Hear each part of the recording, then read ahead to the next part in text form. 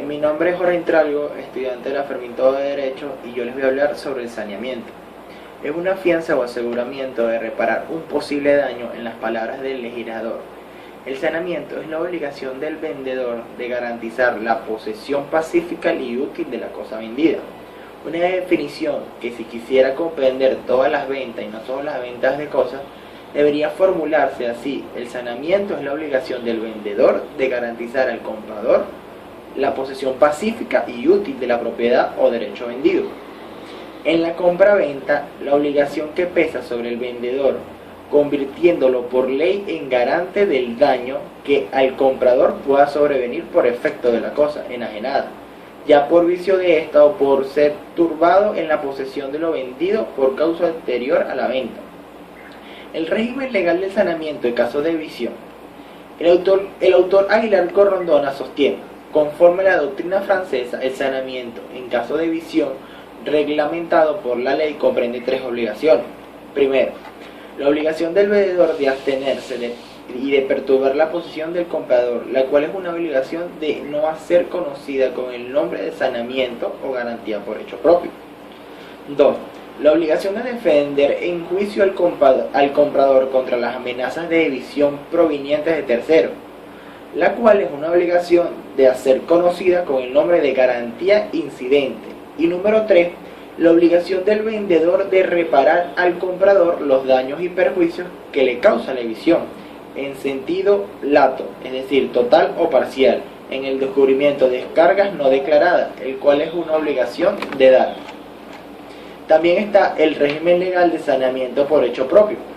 El mismo autor, Corrondona, señala: el saneamiento por hecho propio personal del vendedor está presente y está previsto, aunque de forma incidental, en el artículo 1506 del Código Civil, pero aún sin esta mención, resultaría de lo dispuesto en los artículos 1160 y 1503 del Código Civil.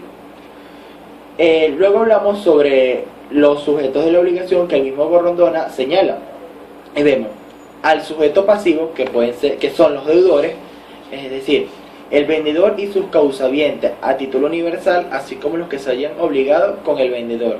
Y están los sujetos activos, que son los acreedores, el comprador, sus causavientes a título universal y en principio sus causavientes a título particular respecto de la propiedad o derecho vendido, a quienes, salvo circunstancias muy particulares, debe considerarse transmitida la acción del comprador para exigir el saneamiento por hecho propio del vendedor, razón por la cual dichos causavientes, además de la posibilidad que tienen de acciones a su causante, es decir, el comprador, pueden accionar el causante de este, que es el vendedor.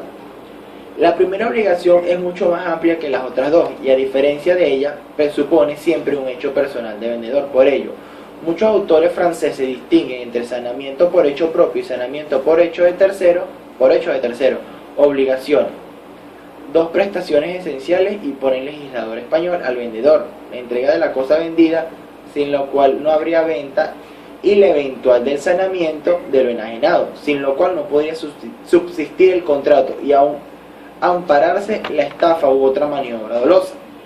Los aspectos del saneamiento, que con términos más ambiguos se denomina en otros idiomas garantía, que reviste de las modalidades: 1. Responsabilidad ante el comprador por la posesión legal y pacífica de la cosa poseída, y 2. Responsabilidad por los vicios o defectos ocultos en esta.